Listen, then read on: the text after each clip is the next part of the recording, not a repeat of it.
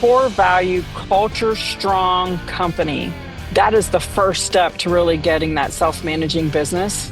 Because when everybody fits your culture, you don't have those cancers in the organization. It makes tough conversations easier. Hello, everyone. Welcome out to another episode of the PMP Industry Insider Podcast. We take a look at what is changing in the pest and lawn industries, and we take you to the front lines, to those that are driving those changes. I'm Donnie Shelton, owner of Triangle Home Services, which has Triangle Pest as well as Triangle Lawn. And with me, beating all the odds, he's here for yet another year. This is our first episode in 26, and we're all just amazed that Dan's with us yet another year. So, Dan, with gratitude, I introduce you. Welcome to the show. Well, thanks, Donnie. Happy New Year. So as always, I screw up the copy, but it says, and with me, you didn't read it the way you were supposed to. It says, and with me, as always, is the man who lives and breathes numbers that drive the industry. AI is such a wonderful tool. It is a wonderful tool. Yes. Yeah, I couldn't have said that any better. So we run PCO bookkeepers and PCO M&A specialists, and we have some sponsors, and our sponsors are longtime sponsor since the beginning, Comarch. As you plan for 2026, partner with the team fueling growth for pest and lawn pros. Comarch helps you scale smarter. Podcast listeners get their first month free at comarch.com/podcast. And for more than 40 years, PestSure has been protecting pest control companies with specialized insurance and safety programs. Nobody understands our industry better. Learn more at pestsure.com. And Voice for Pest delivers the only phone solution designed specifically for pest and lawn care professionals. Very powerful AI features to deep integrations with most industry CRMs. Discover why leading companies rely on it every day. Learn more at voiceforpest.com/podcast. And if you're interested in joining one of our peer groups, visit pmpindustryinsider.com/peer groups. We have several peer groups and growing, facilitated by industry veteran David Billingsley. And we're forming a new one right now for companies that are doing $1 million and less in annual revenue, but want to go to 50 million. Or anywhere in between the million and 50 million. And our facilitator will be Sheri Spencer Bachman, which we will talk about in a moment. And today we're going to talk about how to reach your next million. And our very special guest, voila, is Sheri Spencer Bachman. She's a second generation PMP and owner of the Pest Control Business Coach consulting firm. If you haven't seen her social media, it's pretty slick. Love it. She was previously the owner of Spencer Pest Services in Greenville, South Carolina, which was acquired by Haley Capital in 2021, who actually, that's Rocket, in case anybody wants to know. And we helped her facilitate that transaction. At Pest Control Business Coach, Sheri coaches owners and her daughter, Laura Corbin, who is an absolute crackerjack and will be on our podcast in a few weeks, coaches the team members. Laura will be joining us for a part 2. They offer Colby assessments. They partner with Sandler's sales training, which is outstanding, and work with Rick Bell, who handles technical matters. Anyway, I think I got everything. Welcome, Sheri. Yes, welcome. Thanks. Good to be here, guys. Yeah. Glad that Thanks for having me. Yeah. So anyway, Donnie, I'm out of breath from all that. Why don't you take the first? Well, let's first start out with, if you've not listened to Sheri in a previous podcast, if you're listening now, I don't know the number. We can put it up on the show notes after the show, but I would highly recommend that you listen to Sheri's podcast. It was amazing. It was very, very good. We got into a lot of rabbit holes. I expect we're going to do the same here. But let's do that now. Let's start out with you, Sheri. I mean, I think first is, introduction to a peer group. If someone's thinking about a peer group, or if they've thought, or they're in a peer group and it's not quite working, what would you consider to be the ideal person to join a peer group? And before I say this, before you answer, I will say this. actually, I'm not. I'm going to save it because it's actually kind of Yeah, negative. save I'll it wait. because I have I'll a say feeling it. I have the same guy. All right, sure. Go ahead. And So on that why note, join a peer group? Is this what I'm doing? Oh, right. no, I'm No, not. That's no, it's great. more of I think Donnie's is more. Well, I'll say it right now. You got to be willing to take criticism, get beaten up, That's that was what I was going to say. and that and take it to heart and have thick skin. But I was just going to Donnie and say, I have been doing peer groups for a long, long time, and we've seen Hmm. a lot of these members quadruple and even further Hmm. in 5, 6, 7 years, well, however long we've been yes, going. that's true, and the vast majority do that. But Yes. you were absolutely saying what I was going to say, Dan, which is, Yeah. there has to be a sense of humility. There also needs to Yes. be, um, in my mind, understanding that when you go to a peer group, it's not the showroom, right? You're not going there to show how awesome you are. It's the service shop, right? You're in the back and you're like, you know what I mean? Like, and that's really the mindset that you have to have, right? Yeah, You yeah, don't come yeah. in to show everyone all the good stuff. It's like, for me personally, when I go, I mean, well, Dan's been there. I mean, I'm like, I show it all and I'm there to get help. I'm not there to be like, we're so great. Like that's not the forum to do that. So anyway, Sheri, we're yapping. We need to move on to you. Ideal person to go join a peer group. Now on to you. Well, okay. So, I agree with you on that comment 100%. I've attended Strategic Coach for since 2013, and Dan Sullivan, the founder, he said all progress begins by telling the truth. And if you aren't willing to tell the truth about your business, you're not there to gain or grow your business, because by being part of a peer group or coaching or anything, it's all about working on yourself, and you can't work on yourself if you don't tell the truth about where you are and where your problems are. I mean, every business has problems, and if you aren't being truthful about that, you're not being truthful about your business, right? So it's investing in yourself, having humility, and being willing to take the opinions of other people. I think that when we're in our own businesses, I know I did this at Spencer, it's like you kind of have blinders on and you don't see what's really happening in your business. And so the advantage to being in a peer group, or getting coaching of any type, is taking those blinders off and having other people see it from a different point of view that helps you really look at your business differently so you can make the necessary changes to have impact and grow. It's funny. I was actually years ago, I was part of Strategic Coach. It's a great program, by the way. And I remember our facilitator said something, and I just died laughing when he said it because it was so true. He goes, when someone gives you really good advice, you smile and you thank them. When someone gives you terrible advice around the table, you smile and you thank them. But it was the Right. So whole true. idea is like, you're going to hear things in a peer group, for example. I mean, I know for me personally, I've heard things that I thought that is the dumbest idea I've ever heard. But I've also gotten some ideas that have made me millions of dollars, literally that Sure. have made me millions of dollars. And so you just have to, when you talk about the ideal person, I think it's, number one, you absolutely have to deal with the truth. And sometimes, you know, you got to be open to understanding that you may not understand the truth, Mhm. right? Sometimes people come in, they're Sure. like, well, this is our problem. And you're like, actually, that's not the problem. The problem is that you're not holding that person accountable. It's not the Sure. economy, right? It's not that. I mean, and you Right. gotta be willing to like, oh, maybe that's not the truth. Um, so anyway, I agree with you wholeheartedly. And I'm curious, Sheri, in your experience, how much of an issue is this as far as like people signing up for a peer group and getting, I mean, do you find that a lot of folks they have to get through that, or do you find that a lot of them come in and they're ready to go and they're like, yeah, I know that this is not, I'm humble and I want to learn and I want to get, I mean, do you see that a lot, or is it like a period where everyone Do kind you of ever has to be dump anyone broken? because they just won't take the good any I advice? have, And well, I have fired clients that um, come back. It's like they don't want to learn. They just make excuses type of deal. It's like, look, you're wasting your money if you don't want to learn. And not that what I'm saying is right, but you need to be open to different ideas.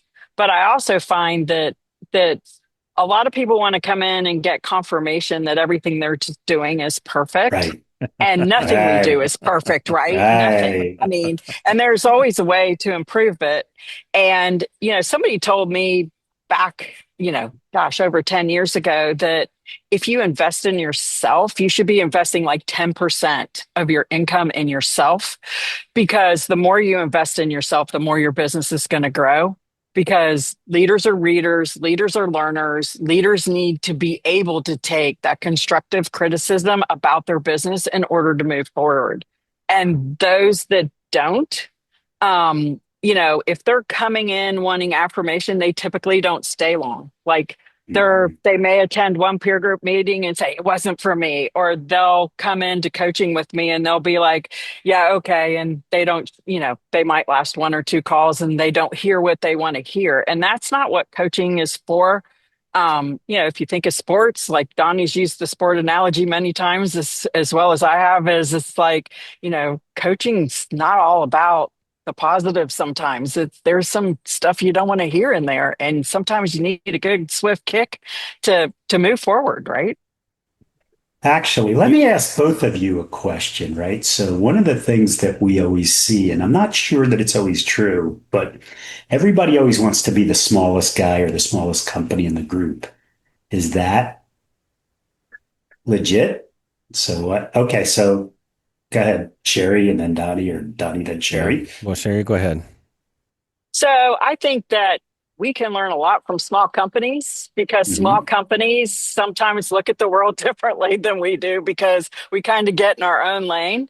And I've pulled a lot of great nuggets out of some small companies that are doing some really cool things. Plus, you look at the really big companies, and for them to make a change is like moving a giant barge or a big Yeah. cruise ship. It's next to impossible for them to implement big change, and so it takes forever if they even ever get to it. I mean, you look at, for example, the monthly subscription option that most of us are doing, where our clients are paying us monthly subscriptions instead of per service. That is so hard for the bigger companies to implement. And yet, so many small companies are able to implement that like overnight, and Hmm. make that kind of stuff happen. So, I think that there's a lot of great ideas out of small companies, and I think that we can all learn from each other. I think that people want to be in with bigger companies because they're going to move forward more by the influence of the bigger companies, just like playing tennis with a better tennis player or golf with a better golfer. But I think you can pull just as many great ideas out of somebody small as you can somebody larger than you.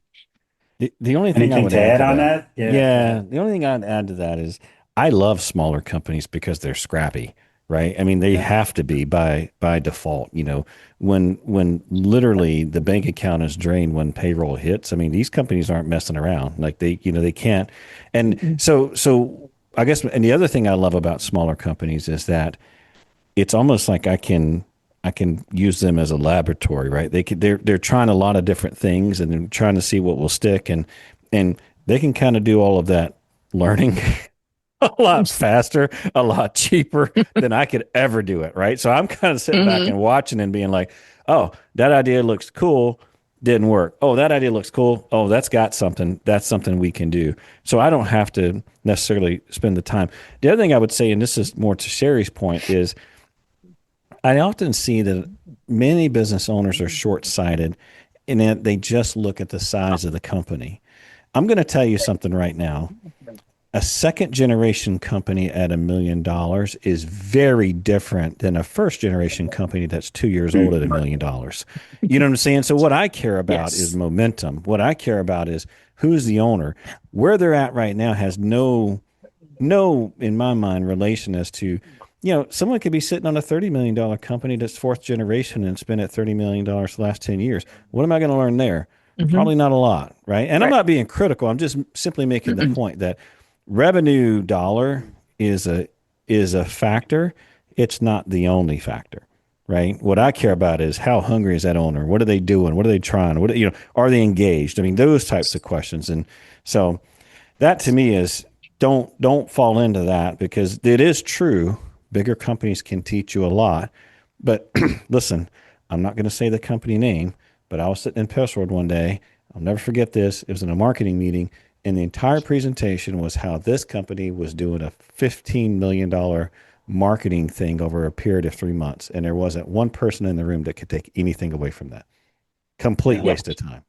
You know what I'm saying? So Hmm. anyway, enough of Yes. that. So, so let's Agree. let's kind of so we've been doing these peer groups. We got a whole bunch of them, and most of the members are over $1 million. But that's and I think I've people have I had one this morning, and that basically said, yeah, I think I'm too small for your peer group. He's doing about $400,000. Turns out that this guy just sold an HVAC company for like 25 or $50 million. I didn't get into the number, but that's a guy we want in the peer group, right? And Yeah.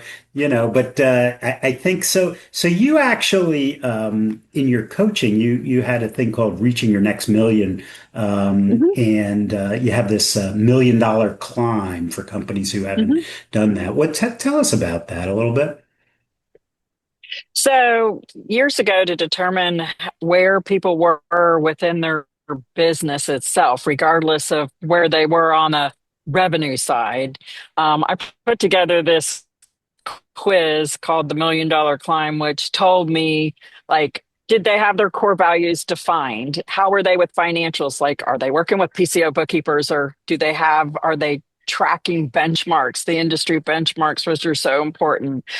Are they doing monthly subscription payments? Do they have their processes defined, and a hiring process as well as a service process and training programs and things like that? And how much is the owner really involved in the business? It's amazing how many owners are owned by their business and can't take a vacation, or the husband and wife are both in the business and they don't take vacations together. And it's like, what are you working for? What are you doing this for if it's affecting your personal life that much? So I came up with the quiz so that when I met with potential clients, I could kind of get a temperature as to what needed to be worked on in their business. But then I found these smaller companies that, are maybe a one man operation or woman operation, two or three people operation, that getting to that first million is really a struggle. And so I have an online learning center training course called the $1 Million Climb, which kind of walks them through 12 different steps that need to be in place in order to really get to that first or next million. But the learning center itself was designed for the smaller people. Most of them can't afford one-on-one coaching, but they might be able to belong to a peer group and have the same influence in that area. But originally, there weren't peer groups available for that size company, and now there is, Hmm. Okay. because we're opening So those up. So, that's right. So what typical milestones do companies face, as they scale, getting to 1 million, 2 million, mhm. 5 million to what are the things that you see? Because, I've always felt like there's two ways to make a lot of money in this business. Stay small or get big. And when I say make a lot of money, that's a lot of income because the 1 or 2 man operation does everything. So, your margins Mhm. are 90% because you're running the route, you're doing the accounting, you're Right. doing everything, right? But you're not building any wealth because Mhm. there's only so much that you can do, right? The wealth comes from building an organization Mhm. that's, got multiple technicians and lots of Sure. revenue and lots of cash flow. But what are some of the milestones that you see? Because, and that in between is so difficult, right? So It's you're so making a hard. lot of money, you're like, this is great. Then you decide to grow, and all of a sudden you're not making as much money as you used to, but the top line's growing. And then Sure. ultimately you get to that point. So what do you see? What are the stages? So I see, like, the one man operation can make 250, $300,000 a year, right? So then he Absolutely. hires his first employee, and number one has no idea how to hire anybody. Never hired before, has no idea how to hire. And then when he hires or she hires, they don't know how to onboard this person, and what that looks like and how they need to be trained. And the biggest mistake I see is they hire somebody with experience and they just put them in the field thinking they know what they are doing, and nobody def- has really, like, determined what that experience I'm going to use is really. What is that experience? Was it good experience? Was it bad experience? What type of experience was it? What type of training did they receive, and stuff like that? So, then We it see that with opens a lot them of up large like, companies too, who don't know how to hire, sure but you do. keep going. Exactly. And then how to train this person, right? They're typically riding with them, but they want out of the field so bad that they're often putting them into the field way too quick. There's nothing defined, there's no accountability. There's just a lot of assumptions that this guy's going to know what to do and take care of it. And so that's their biggest first mistake. And they usually have a lot of turnover right there in trying to get that first technician in play to free them up so that they can focus on building that next route and growing that.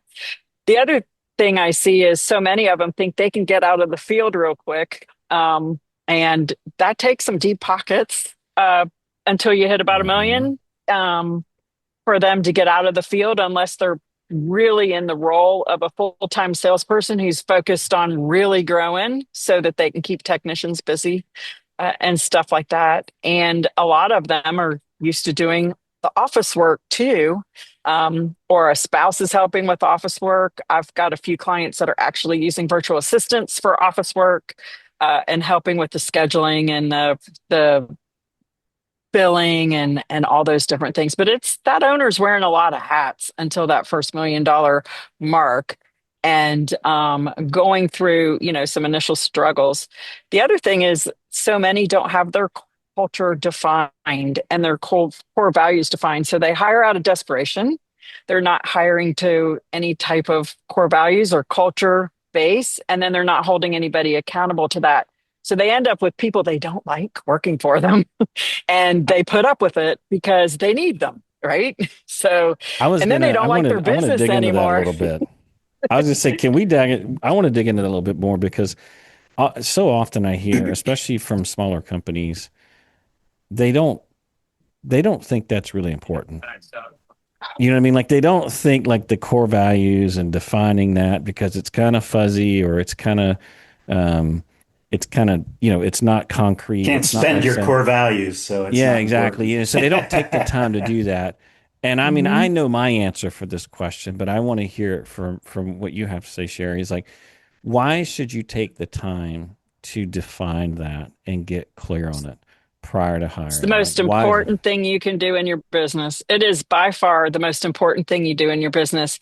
And I tell business owners, okay, think about when you were dating, if you can go back that far, depending on their age, and think about the partners that you were attracted to initially based on looks, and then later not attracted to them based on actions.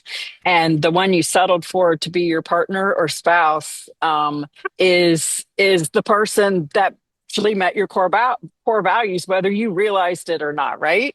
And I said it's the same thing in business. When you have employees that don't match your core values, they end up being cancers in the organization. And when you have a core value, culture strong company, that is the first step to really getting that self-managing business, because when everybody fits your culture, you have you don't have those cancers in the organization. It makes tough conversations easier. In other words, like if respect was one of your core values, you weren't being very respectful the way you spoke to Dan just now. And so that's not living our core That's values. not one of the So, core values of the podcast because Donnie's always speaking ill to me. But well, go ahead, that's continue why I on. picked that one, Dan. Exactly. But So yeah. so hang on. So I if gotta you, I gotta pause you there real quick, Sherry, because you reminded me of a story, and I hate to admit this, but it is totally true. So in my house, I have two girls who are now both in college, and I still have two boys that are home, and they go to dances, right? And the rule is this: if they go to a dance and they don't dance with the girl, I take their phone. I literally will take their phone for a week. I will not allow them to have their good for phone for a you. week if they don't. And this is why I do it. This is why I do it. This story doesn't end well for me, but I remember it. When I was in college, I got invited on a date, to your point here, Sherry. And within at least 3 minutes of the date, I'm like, this woman is straight up crazy. Straight up crazy. And I knew it because I had a lot of experience dating. So I ended the date early, blah, blah, blah. As fate would have it, that person is now my sister-in-law. Oh no. So my That's brother-in-law awesome. didn't quite get that. But my point here is, to your point, Sheri, is that you definitely, this is someone that you're bringing into your family. It And is. if you need to view it that way, so when people are like, oh, this is not important, or that I don't have time for this, blah, blah, blah, it's like, well, listen, chaos costs a lot of money. I mean, it's It really does. easy. Listen, chaos costs a lot of money. And I've seen some drama in my time, let me tell you, because I didn't do Oh that. yeah. Yeah. So Well, and anyway. it makes things so much easier. It's like it makes the difficult conversations easier. It makes praise easier. Not to me, praise is not hard, but it when you Mhm. center your praise around your core values, when you hire to them, you can go into ChatGPT, tell it what your core values are, and tell it to create interview questions for you. And Mhm. geared around those core values. And it makes figuring out who to hire so you're not hiring in desperation, you're hiring in with intention. It makes terminating so easy because they're firing themselves and everybody's watching. So you can talk core values all day. But if you're not living them, and if it's amazing how many owners will say, yeah, I have them defined, and I'll say, what is it? And they'll go, hold on, let me go look them up. And it's like, no, no, no, no, no. Those need to come off your tongue. I remember at Spencer, we had such really strong core values that we had an issue in the company where a CSR and a service manager were um, having an affair, and they were both married. And we didn't know about it. And the two technicians came to us and said, um, this is going on and this doesn't fit our core values. What you going to do about it? And we looked at each other and we're like, yeah, you're right. And both were let go that afternoon. And one was a rock star CSR, one was a service manager that had been with us for 12 years, you know. And so it was a really tough decision, but it was also a really easy decision because it was, you know, if we fully lived and breathed our core values, and had we not, um, you know, that Right. may have been tolerated, It's but better for the people who are left because they saw that you were serious about and it. they saw So that we were serious, and the core Yeah. values truly were more than just words. They meant something. They meant something to the business. And that's, you know, also the biggest thing, you know, that people say when they go to different companies is the culture's different. You know, it may be a pest control company, but the culture's different. Or when, you know, some of these companies get acquired by bigger companies, the culture changes. And, so you know, so let me switch gear. The core value. So we're an EOS company. We have all this stuff. However, all the when stuff. you're small, well, no, it's important, but I'm an accountant by nature, right? And Sure. my thing was always, okay, well, I need that extra person. I could kind of sort of afford them if I am able to sell this much in this much time. And sometimes those expectations weren't Yes, because realistic. they're And here. you get very nervous about it. And Mhm. you say, okay, well, I got to go to the next level, but I don't know whether I can afford it. And if I do it, do I go in the tank? And, if I go in the tank, can I swim and then come out, or do I sink? I don't know. You two ever have cash flow problems, and Oh yeah. which totally,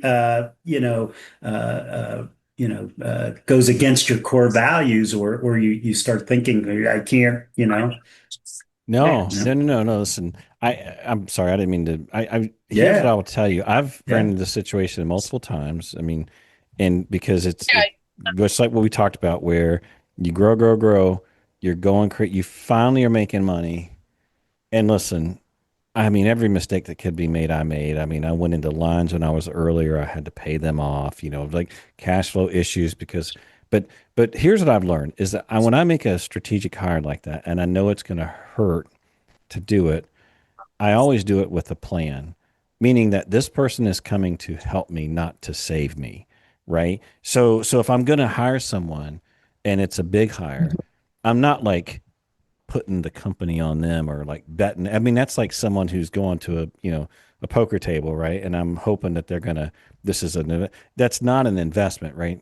So to me, when I make a hire like that, it's like I know what I need to do in order to get to the next level. this person fits that role, whether it's offloading what I'm doing now so I can focus on that, or it's they have some key capability that I need in order for me to go. So the idea is that I'm going to do it with the plan. To your point, Dan, there are definitely times that I have cash flow issues, but that's part of the plan. Meaning that I've Mm-hmm. thought that Well, but through. you've got to figure out, you can't Right. just say, But it's okay, I'm not a here. core, it's certainly not a core value thing because, if I do something like that, that's just stupid. Right. I mean, Mhm. that's different than a core value thing. So anyway, my opinion there, Sherry, knock Well, yourself out. Sure. actually, the two of you, so Sheri with strategic or with your pest control coach business, and Donnie, Mm-hmm. when you were at Colmarch, like I get this as an accountant. So we'll take on a new client that kind of comes to us and says, okay, the reason I'm here is because I need you to save us. And we're accountants. I can report on your numbers. I can tell you what I think you need to do, but you got to execute. I'm not saving you. And Right. then when I meet with you next month and you haven't done anything, I'm still not saving you. I can tell you what to do. So Well, it's that's kind of why you need to be interesting in a because, peer group because yeah, listen, we yeah. multiple times, we would load someone down with leads or whatever, and then they wouldn't have the systems, they would not have the Mm-hmm. execution, they would not have the follow through. And they're like, well, I'm not getting any sales. And I'm like, well, great. I have 30 calls here that we're not followed up with. So tell me why. Right. I mean, that's And it's a look at the money they're wasting and the cash flow that's exactly. affected with that. Yep. And, Yep. it's everything. So, number one, when you hire somebody, core values are important to hire too, but the training and the execution of that and the investing in that individual you hired to be sure, number one, they're the right person. And then number two, that they understand what success in their job looks like. And you start holding them accountable from the beginning, because the biggest thing I see with problems of most clients is the accountability piece and the execution piece. Like they don't hold their people accountable. They know what needs to be done, but they are not like, who likes conflict, right? We don't like having those horrible conversations that seem to be conflict, that seem to be, Mhm. where you have to tell an employee what they're doing right or wrong. Those are horrible conversations that most people don't like. There are the few out there that love them, but overall most people don't like them. But when you are able to do those coaching conversations around core values, it makes it easier. Don't hire out of desperation. It's always bad.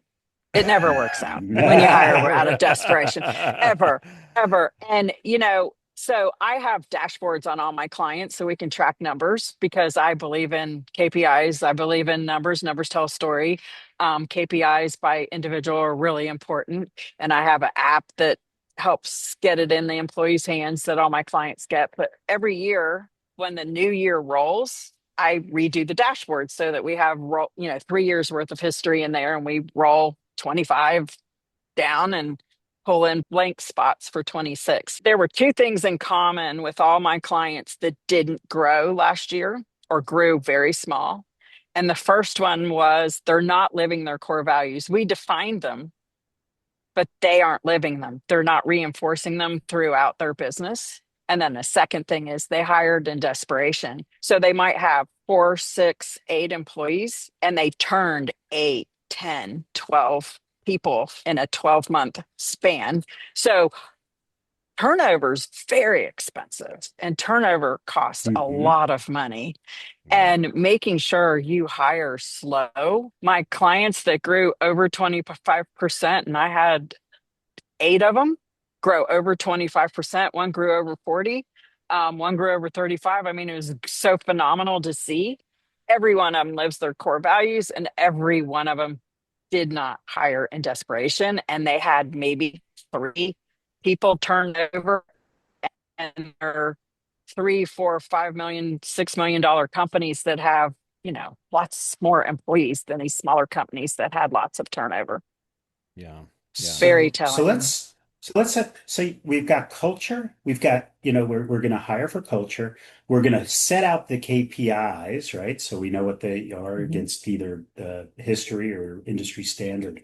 But systems are probably the way that we get to making KPIs. Mhm. Tell us about some of the systems that you look at or that you see companies that are under a million that are, or actually any size that are lacking, and what do you do about it? Yeah, so a lot of the systems are right here in the owner's head. Yeah, right. And everybody calls the owner with questions, and then the owner's like, "Oh my God, I can't even take a breath. Everybody's bothering me all day. I can't get anything done. I'm working 12, 14-hour days and I can't get everything done." Well, the owner's the shall answer man, right? Or shall answer Mhm. woman, because they're constantly being asked questions. And so documenting systems and processes is really important, but there's so much technology today that can help that. Like in the field, there's a great device, and I don't have mine with me to show it, but there's a great device called Plaud, Plaud. It hooks to the back of your cell phone and you can record anything. And so you could record training an employee. It'll record phone calls. It will record, super thing for sales. If you're meeting with somebody face to face and you want to record that conversation so that you have the notes to it. I mean, with AI, there's so much you can do. There's some different online services.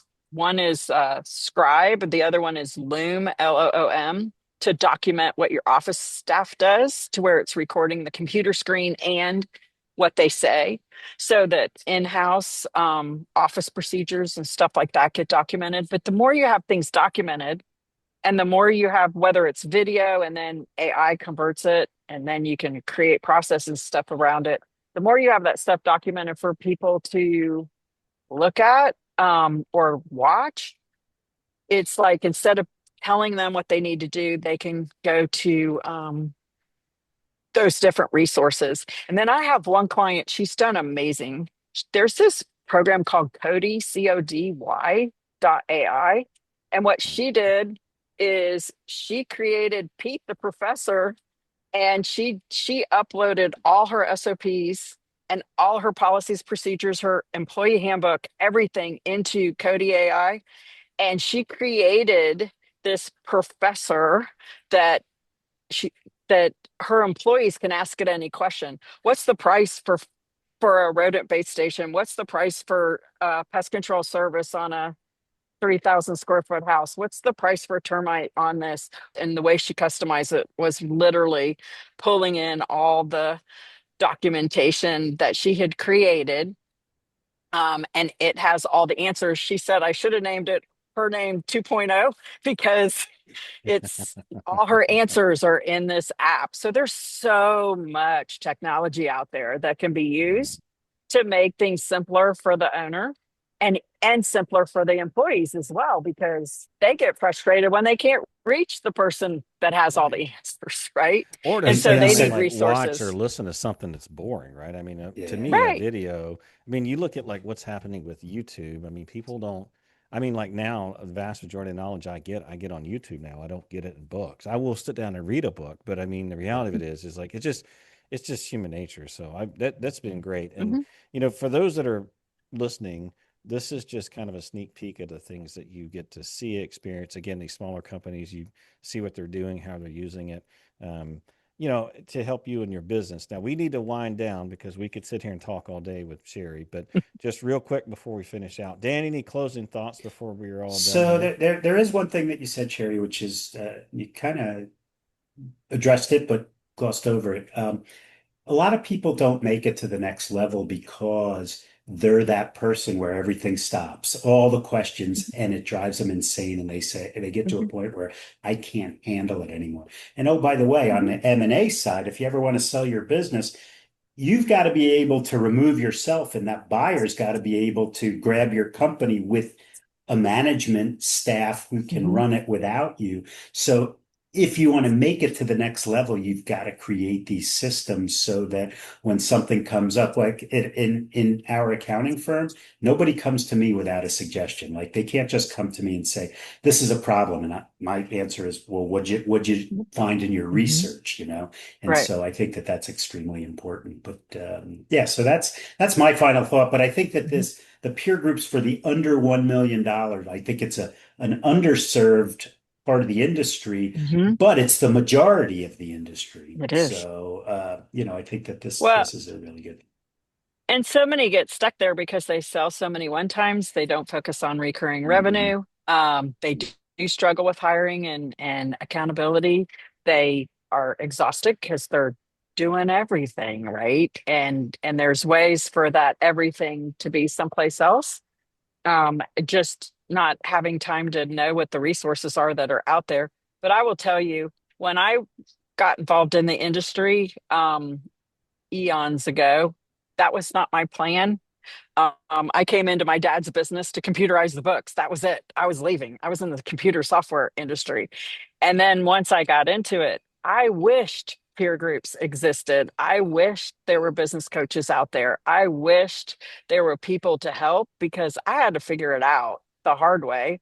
And thank goodness this industry is so good at sharing, and companies will let you come visit their companies, and Pest World, there's so much sharing, and Academy, there's so much sharing, and all these different things. But when you can be around peers that all want to succeed and you're willing to take their advice, or you work with a coach, even though it's an investment, you're investing in yourself. And whether you're doing peer groups, coaching, whatever. And when you invest in yourself, you will get a return 10 times of what that investment is in your growth, Yeah, at least, 100%. because it's huge to get that insight, and I would have killed for that insight when I was coming up through the industry, and would have probably gotten much further much faster had I had the help. Still Yeah. would have made a bunch of mistakes because I'm a risk taker like Donnie, but Well, that's what we do, you know. that's what we do. Sherry, we appreciate you having me on the podcast. It's always a pleasure. And we're going to link up some of those tools that you talked about as far as Plot and, I mean, I went and looked up this Cody thing as you were talking. We'll put up Loom and Super a few cool. other tools as well. Just a reminder, all the tools and resources that we talked about are available on the podcast website. Just take a look at pnpindustryinsider.com. Take a look under show notes for this. Also, we always appreciate ratings and reviews if you have them, unless they're negative, and in that case, we ask that you pass it on to Dan. He loves that kind of thing. And with that, we're going to all sign out. We'll see you next time. Take care now. See ya. Bye-bye. Bye. Thanks, appreciate you.